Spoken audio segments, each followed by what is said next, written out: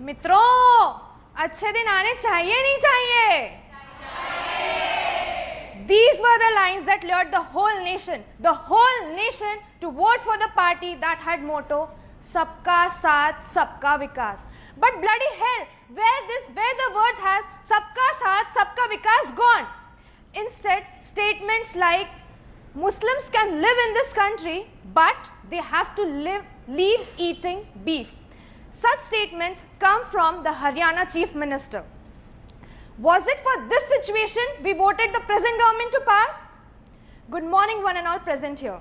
I am Shreya Vaidya standing before you, and the topic for the day is, since May 2014, India has become an intolerant nation. India historically touts itself as a secular nation, where all religion coexist peacefully. But does it really exist? Yes, it does, but theoretically, not practically. These are not the words spoken by me, nor by any surveys conducted by me. The world knows now that India has become intolerant. As per research conducted by 2017, India has been ranked world's fourth most worst nation in respect of religious intolerance. Are Muslims only the consumers of beef that they are targeted? Why political parties comment only on a particular community despite of the fact that India has become the largest exporter of beef? Agreed to the point that cow is holy to a particular community. But does this make it a bigger crime than rape and molestation? Tell me if banning beef is not intolerance. A girl was raped merely on the fact that she belonged to a Muslim family and that she ate beef. Tell me if this is not intolerance. A mob of 15 people attacked a Muslim man just on misconception that he ate beef. He slaughtered beef. Later on, it was found that it was just a misconception. Tell me if this is not intolerance. A fact suggests that due to mob lynching, 45 people were killed in just 2 cases. This proves that our nation is becoming intolerant day by day.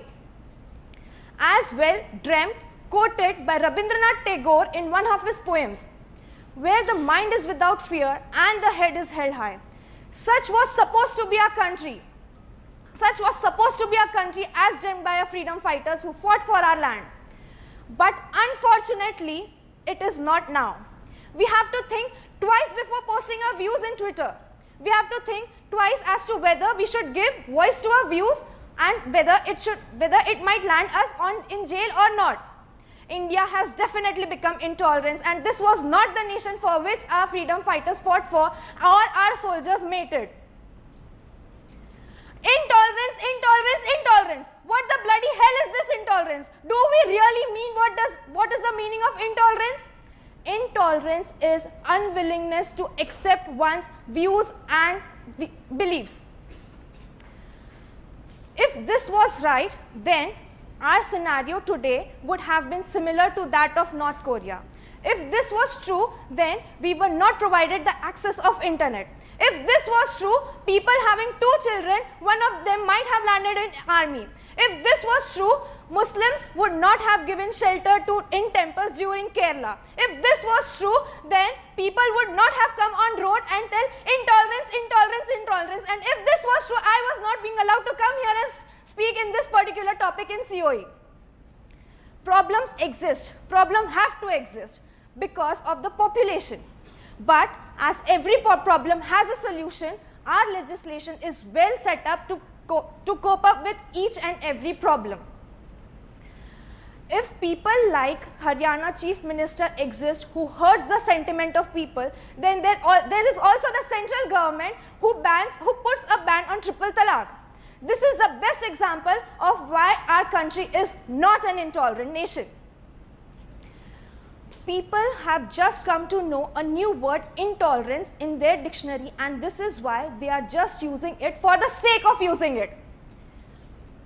I would just like to conclude that India is not an intolerant nation.